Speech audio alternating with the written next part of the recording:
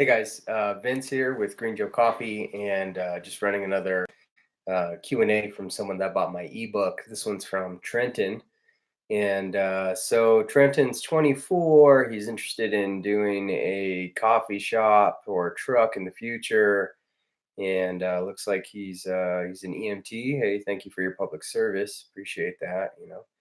Um, so, new father. So, money's low, money's tight. Okay, he's got some questions.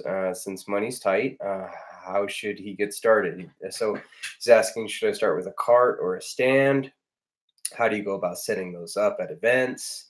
I'm okay with starting slow, but I just can't buy a whole truck right now. Okay, cool. So, this one, so I talked about this a little bit in my blog on Green Joe's website, but sometimes it's good to go over things in different medias. And so bringing this up in YouTube is a good thing. So the first thing is, you'll have to get permitted, and that's going to cost money no matter what. And it's typically you're looking at things like a temporary permit or something like that. And but the biggest thing is just getting some type of permit so that you're authorized to sell food. And once you're permitted, then you're good to go. Then you can start setting up at marketplaces or at the street corner for all they care, right? Um, the way my city works is you have to have a hand washing station if you're selling coffee. That's it, just a hand washing station. And that you can do with like, an old Gatorade 5-gallon tub with, a bucket on the bottom. Essentially could be a hand washing station as long as there's soap and paper towels. That's all they care about. Every city's different. Double check with your city, but every city's different. But the way I would get started is I would probably start off with doing the farmers markets or some type of event on the weekend, 5Ks and that type of stuff. Now, if since what the way I would probably do it, looking back, is I would probably go with a cold brew apparatus, specifically because you can brew the day before, and then all you have to do is heat that brew up um, for serving. And so, what you would be able to do if your city allows this is to get a propane stove, as long as it has, I think for me, it's 6 feet of hose before reaching the tank, and you have to have a fire extinguisher. But you can simply get a propane stove, and one of these just a big pot with a lid. It's real simple. And what I would probably do is I would cold brew the coffee the day beforehand, and then I would just heat that brew up in that pot and serve that way. Um, you can get a coffee pot, which is fine. That will translate later over into your truck. But you're going to be significantly limited on one coffee pot. My coffee pot brews 64 ounces in a 9-minute cycle. And so, 64 ounces is what, 5 cups? So you can brew 5 cups of coffee every 9 minutes, or what is that? 5 cups of coffee, Q 9 minutes. So we'll call it 10 for easy math. You're looking at 30 cups an hour, and it's not enough. I mean, you would have to get there a couple hours before to start brewing, and then you need some kind of apparatus to hold the coffee, like a 5-gallon hot coffee dispenser. And I'm just not sure if you're trying to save money, that I wouldn't go that route. Not in the beginning, anyways. So you could. I mean, you can do. I've seen these at markets where they do pour over coffee, but I mean, how much of pour over are you going to make? I mean, that's and pour over, anyone that's brewed pour over knows that it's an expensive coffee to make. It's like you use a lot of grinds to make 1 cup, and it's slow. I mean, even if you're quick, I mean, I'm pretty fast at making pour over coffee, and I can make maybe 20 ounces in 5 minutes. So I mean, you're looking at every hour you can make 100 ounces of coffee. It just doesn't make sense to me. So here's what I would do is I would get myself, just a nice little picnic table and a nice tablecloth and something cute, with some maybe artificial plants on the end, right? And, a chalkboard. Okay. And I would put the chalkboard up front. and I would brew the day beforehand. I would brew in a 5-gallon toddy bucket. You can get these online for, $100 or something. I would brew 5 pounds of coffee, cold brew, and then that would create a concentrate. Now here's where it can get fun. You can take that concentrate and redistribute it into cold brew coffee and then heat it up on your propane, or you can also serve it as iced coffee. Or if you want to get clever, you can make it into an iced latte. And what you would sell at these market is what's called a cold brew latte. And we sold these at farmers markets. We'd sell them 5, 6 bucks a piece. And we made a killing off of these things. And they taste amazing. They're so good. They're higher in caffeine than espresso based drinks. They're smoother. And it doesn't require any brewing apparatus. Now we'd serve it iced, obviously. We wouldn't have a hot latte because there's no way to heat these things up. But yeah, we would sell these iced cold brew lattes, and we made a killing. We would make, at any given market, we'd make 500, 600 bucks in about 4 hours, and that's enough. If you do that once or twice a week, that's an extra 4 grand a month, and just pack it away and pack it away and get yourself, as soon as you get a chance, get yourself a trailer. And once you got your trailer, something, if you're driving just a little 4 cylinder, then buy yourself a small trailer and stick a hitch on the back of your car. If you have yourself a truck, you can get yourself a larger trailer, but you'll want to buy your trailer according to the vehicle that you currently have, assuming that the vehicle you currently have is reliable. And then once you have the trailer, you start ripping out those floors and laying down linoleum or vinyl and start, kind of prepping it for serving coffee. Keep your eye on eBay and Craigslist and Facebook Marketplace for commercial refrigerators, maybe under the counter commercial refrigerators. You'll want to keep your eye out for used refurbished espresso machines. I would definitely go talk to the espresso machine servicer that's in your town and touch base with them and see if you can start a relationship with them. Because when you buy this espresso machine, you're going to want someone to take a look at it. It's a big purchase, so you'll want someone to kind of see if their espresso machine is worth keeping, that type of thing. Um, yeah, and then once you got yourself an espresso machine and a coffee pot, you're in business, man. You maybe cut out your window, your drive-through window, or your service window, and a lot of this stuff. There's what I've experienced is there's not much regulation as far as like what kind of window to have on your vehicle. We made ours that do-it-yourself window, and it worked perfectly fine, so you can do that.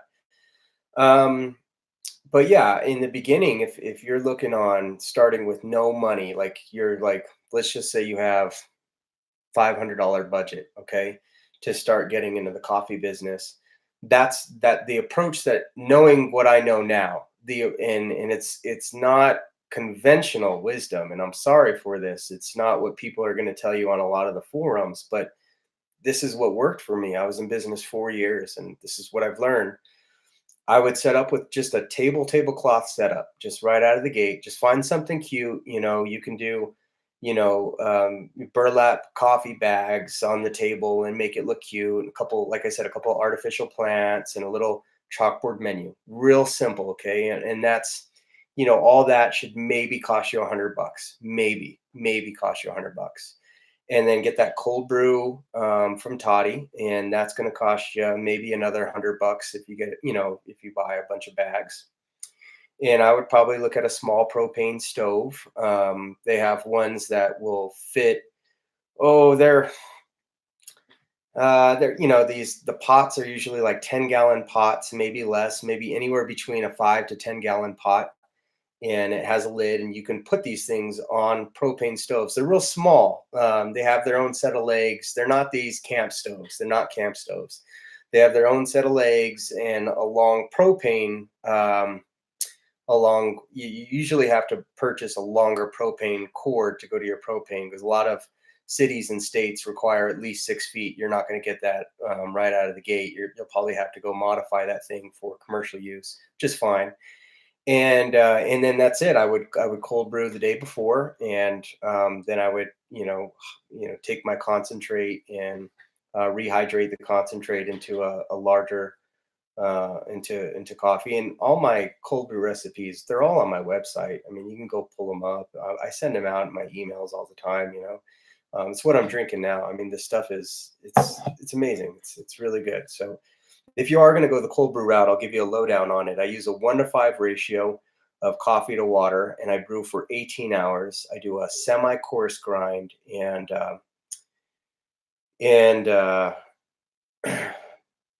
and typically I like South American beans for the cold brew. Um, what do we got here? It looks like a question just popped up. Mike says, when do you do a private event outside your area? Hey, Mike, by the way, hi. See, a couple of you guys are watching right now. I got like 5 people on my screen. When do you do a private event outside your area? Do you bill the customer for the health inspection? Well, usually on private events, you probably won't get inspected, Mike. If you're doing like a private event, there's probably not going to be a health inspection there. It's public events where you get inspected. Does that make sense?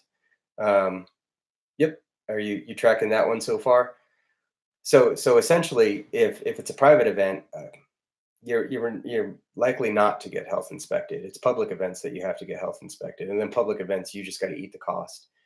Um, so I would say, usually, okay, cool. All right, you're tracking that. So I mean, maybe I'll dig a little bit deeper into that question. What do you bill your customers for? I mean, kind of sidetracking here, but the question Mike asked is, when you do a private event outside your area, do you bill the customer for your health inspection? But on private events, no one's getting inspected. You're just at like someone's house, or some real estate agent or something like that. No one's there to inspect you, so it's not something you would have to worry about. Public events, you eat the cost. It's just part of it. Generally, when I'm billing for a private event, I'll try to fork over as much of that cost into the customer as I can, without losing the contract. If it's a big contract, you got to kind of watch how much you're going to try to nickel and dime these people. But anyhow, so kind of going back to that cold brew thing, that's worked really well for me, guys. And I would encourage, if you're going to get started, zero money, $500, I would start there. I would just start with a table and tablecloth setup, cold brew, and then I would heat it with a propane stove according to whatever your city or county allows you to do for propane stoves. And that's how I'd heat to temp. And on my Vernon, I saw your question pop up. I'll grab it in just a sec. Um, on my 16 gallon, I have a 16-gallon pot, and in 16 gallons, it takes me 90 minutes to do two of them, 32 gallons, just shy, because I can't fill it all the way to lid, because when it boils, it just spills and makes a mess. So I'm probably getting maybe 31 gallons. So 31 gallons in 90 minutes. And man, I've never met with that. I have not ran out of coffee. And I've been at events with 40,000 people, and I haven't ran out of coffee. So I think that's an excellent methodology to supply a large amount of coffee, because you remove the brewing process. The brewing happens the day before, so you no longer have to worry about brewing. You're welcome, Mike. Okay, Vernon, you got a question for me. He says, what would we lease an espresso? Would we lease an espresso machine first? I'm not a big fan on leasing, Vernon. If you're going to put your money into it, and I mean, where do you lease an espresso machine from? I mean, in my city, we don't have that. I mean, you guys might have it, but then you got to run the numbers on that. How much does it cost to lease it and stuff? Generally, I like to purchase. I like to purchase cash, because then you can get it at 15-20% off. So as far as leasing things, I probably wouldn't. What you will find is that there's sometimes there's someone will let you use an espresso machine. I've let people use my espresso machines before. Usually I have more than one, so I've let people use my espresso machines before. And honestly, what I do is, whenever someone needs to borrow an espresso machine to do an event, I say, well, why don't you pay me back in labor? And then they come and they'll do an event for me later on, and I'll make a lot more off of that event than I would charging them the espresso machine. So it works. It's a nice bartering system. It works real well, because if someone's leasing an espresso machine, that tells me that they're probably strapped in capital. So, and that they probably know how to use an espresso machine. So if you're strapped in capital and you know how to use an espresso machine, well, then I can use you on a bigger gig later on. So I'll what I'll do is I'll just negotiate, and business owners are always open to this stuff. Like it's not nothing set in concrete. You can call up your local shop and see if they're willing to like wheel and deal. I mean, when I was running my coffee shop, I had deals like that all the time, and it works great for me because then I'm not paying labor later on, and that'll save me. Gosh, if I run someone on a whatever an 8-hour event or something like that, that's going to save me $100. So I'm not always happy to do that. All right. On the record, your book helped me start my coffee truck. Hey, thanks, Mike, man. I'm glad to hear that, man. That always makes my heart warm up. Trenton, hey, there you are. Hey, man, this video is for you. That's this. This video is for you, man. I new father. I said, well, let me get this out and make sure that that you can do this. So, yeah, the cold brew latte thing, man, that works. It works, and it works great. They taste great, and you remove the espresso machine from your equation, and you're still able to sell the product for the same cost, if not even more. 'Cause sometimes those things are good. I was able to get away with $6, 6.50 for a 16-ounce latte at some of these markets, and they work. Lori says, "Congratulations," and they work great. Can you? I'm new to this Facebook Live thing. Can you guys see these comments? Is that something everyone? Because we can use this as a great tool. I mean, if that's I just do it live because it's easier, to be honest with you. I hate uploading my videos, but my goodness, it looks like you guys are able to communicate here, which if so, that would open up a door of possibilities. We have multiple counties here in Reno. Do we need multiple licenses? Man, I don't know, Vernon. When with Green Joe, we had a state and then we had a city. And the reason I got state was just because I got tired of filling out the temporary paperwork for the state because I did a lot of state events. So I was just tired of filling it out. Every time you go to do an event, you got to do a temporary health license, and it's like a 4-page document. And I just got tired of that red tape every time I went to do a state event. This is here in New Mexico. I'm in New Mexico, so I carried a state, a city, and then a state propane, and that's for that propane idea. Um, so I mean, I don't know, man. Those licenses are different city to city. You just have to call up your health inspector. Call them, give them a phone call. Those guys are so. I mean, I've never ran into any negativity with health inspectors.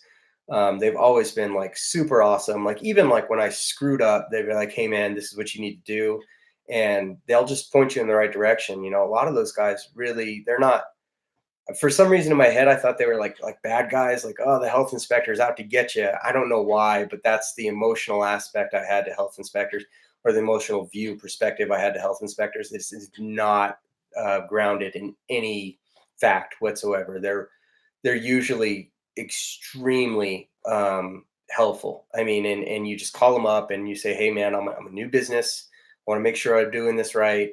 And usually it's the guys that I felt like have run into problems with health inspectors are guys that are cocky and think they know it all, and most of the time the health inspector, they're in this business because they want you to succeed. They believe in small business.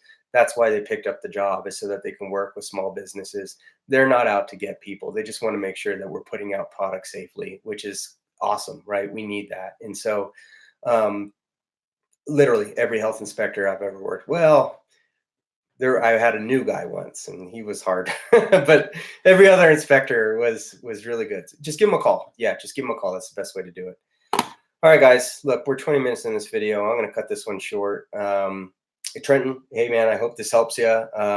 Just kind of summarizing this, just start off dirt cheap with a table and a tablecloth. Look into cold brew lattes. If you want to heat the lot, you may not even have to heat it. If you're serving in the heat of the day, you may just be going with an ice drink, and then that removes the whole propane thing. And then just start there, and then just pack the money away. Just put it in a separate account, put it in a separate envelope, whatever you need to do. Just get it out of the rest of your circulation money, pack it away, and then grow, man, and let that buy your cart and then let your, or your trailer, and then let your trailer buy the next. That's how I did it, man. I started with Green Joe coffee truck number one. It paid for the cart. It then paid for Green Joe coffee truck number two. And then between the cart and the two trucks, that paid for Helix Coffee Shop. And we ran Helix, and I lost my damn mind running that coffee shop. And so we closed Helix. So yeah, I just typically what I like to do is I like to build something and then reinvest it into the next thing and make it grow, and reinvest in the next thing and make it, and just keep building.